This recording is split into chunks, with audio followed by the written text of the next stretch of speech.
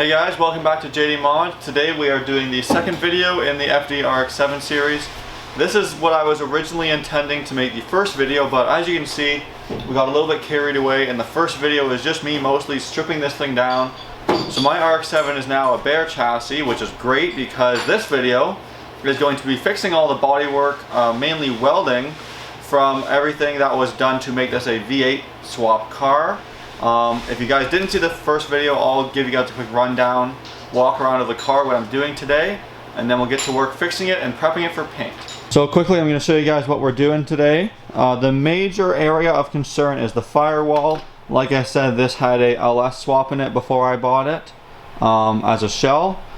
And basically, you can see the far left hole there is the brake master, and then in the middle of the screen there are 3 vertical holes. Those all need to get plugged. That's for probably a aftermarket gas pedal or clutch pedal, whatever. And then this diamond shape is where the stock clutch pedal mounts. That's where the master cylinder goes. You can see there's a big square hole chewed out of it, so I gotta patch that all up and make it stock again for my stock pedal. And then in the firewall itself, there's this little like pinch weld area. You can see they cut something out for a aftermarket brake master cylinder. I gotta bend that and weld it back. And it looks like we did some clearance in the past for a big intake manifold, so I have to grind that all down flush. I probably won't rebuild that ledge because it won't look super great and there's no point. I'm just gonna grind it nicely and weld it flat. Let's go ahead and walk around to the inside of the car. They also had an aftermarket transmission mount. You can see those 3 holes of light. I need to plug up those 3 holes on both sides. The transmission tunnel where the shifter comes out, you can see was made a little bit bigger for a slightly more forward-facing shifter. That also has to get patched up because I want to make sure this seals well with the stock 13B transmission boot. Then the last spot, so I guess it's not too much to do, but it's enough. The last spot is in the trunk here. We had a rear mounted battery. You can see they welded in some threaded rods, and I'm gonna have to cut those out and just grind it flush. No welding required. But also you can see where they welded the paint was kind of burned off and now it's slightly rusting, as well as on the underside of the car. Since it's all stripped out, you can actually see it's upside down a little bit, but you can kind of see it burned off the undercoating as well. So I'm gonna have to grind that off and properly seal in the underside. But aside from that, you can actually see the underside of this car is in very good condition. I'm just gonna tickle any surface rust with a wire wheel and then hit it with some rust prevention paint. First up, take a grinder wheel and clean up the firewall before welding.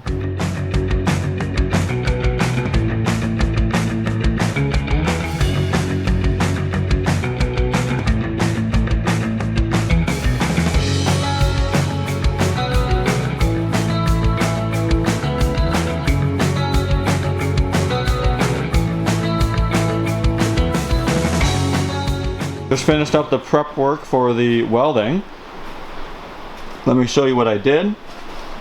So the first thing I did was fixed up the pinch weld area, or whatever you want to call it, on the firewall. It doesn't look great because it was still like banged around a little bit, but much better than before. You can see I folded up all those tabs, squished them together, then cut it flat. I'll try and get one more view of that for you. Looks much better than it did before. And then in this area over here, I made up 2 cardboard plugs to fill those holes. Then the rest of the holes I'm going to fill just by putting copper on the other side and just welding the hole shut. And then I also made up a little piece of cardboard for the trans tunnel, just like that. So now I'm going to go and cut all those cardboard out of metal, and then we will tack them on and weld it all up. So here we are on the workbench. I got some 22 gauge steel. I think that should be thick enough for what we're doing today. And I just cut it, or I traced the cardboard pieces on the steel. So now I'm going to use my angle grinder to cut them out, and we're going to go weld them on the car.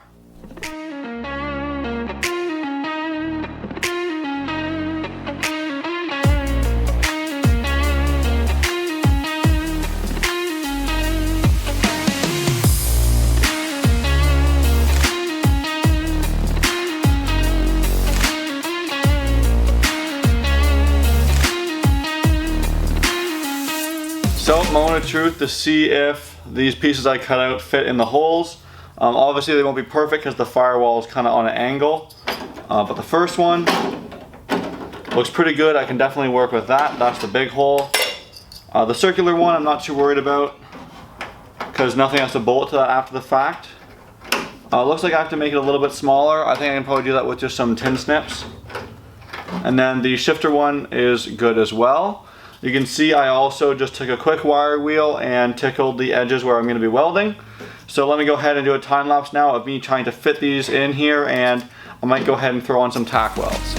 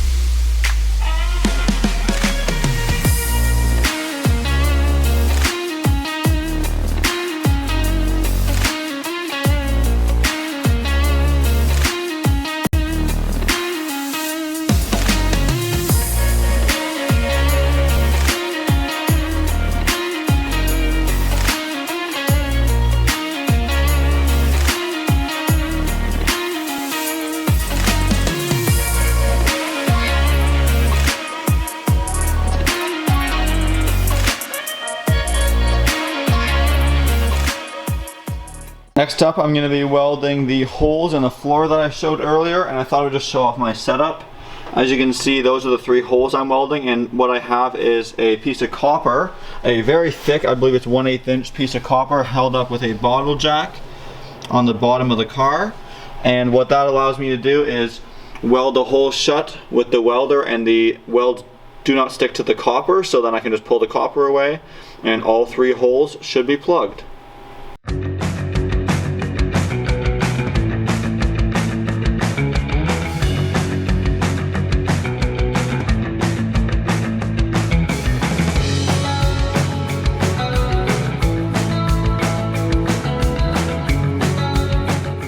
Alright, so to recap the time lapses, I started with these 2 holes over here.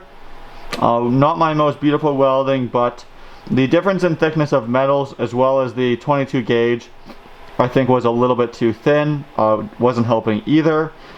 And then I also welded the seam up here.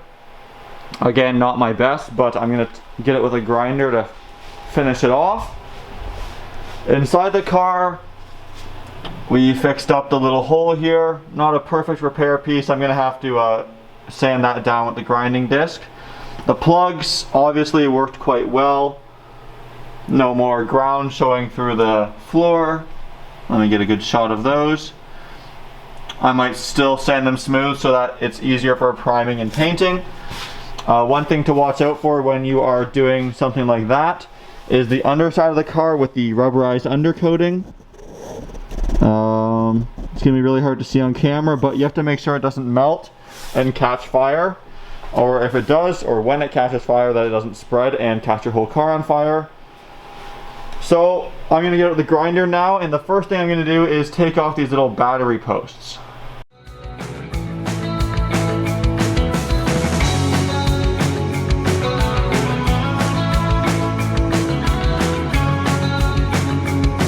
Well, that was fun. Basically, the first one came off okay, but then the second one, a few things. I was having a hard time cutting without cutting the rear wall on the RX7. And then on like the very last cut, for some reason the grinding disc jammed and broke, as you might have seen on the camera. Luckily I was wearing my safety glasses and nothing bad happened, but as you can see I did go through, and then I had to do one more area of repair on the RX7. So to finish this video, I'm just going to take a floppy disk and tidy up the welds.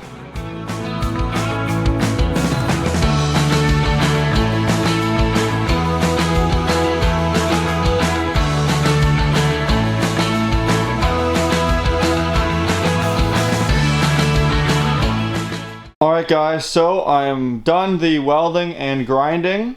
Not the most exciting video or my greatest work, but it's going to be mostly hidden and like when it's painted and behind all the stuff, it's barely visible. Those 3 spots on the firewall are the only visible spots.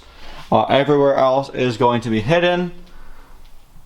I probably could have left all of this honestly and it would have worked fine, but I thought I would do it and make a quick video of it. I'm going to stop the video here. The only last thing I have to do is drill out a hole in the middle of that, but I'm finished for the night and I just wanted to get this video out for you guys. That's not super exciting, so I'm going to do that later before painting. And that brings me to my next video, the painting. So in the next video we are finally going to get ready to prep this thing for paint. Since you guys have waited for the end of the video, I'm going to go ahead and tell you guys that I'm going to be painting this Honda Phoenix Yellow. The reason is because I already bought the paint for my old EP3 before it rusted away to nothing and I had to scrap it. So I have a gallon of this paint and I'm really excited to paint this thing Phoenix Yellow. I'm sure there are nicer yellows for the RX7, but it's the paint I have.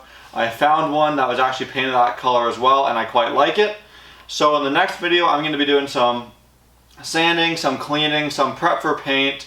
But I promise once we get through these boring videos we will get to some exciting stuff like engine building, interior restoration and reassembly, modifications, stuff like that. So hang in there for these videos. It's all part of the process. And if you're enjoying the series, please be sure to hit the subscribe button and stay tuned for more. Thanks for watching.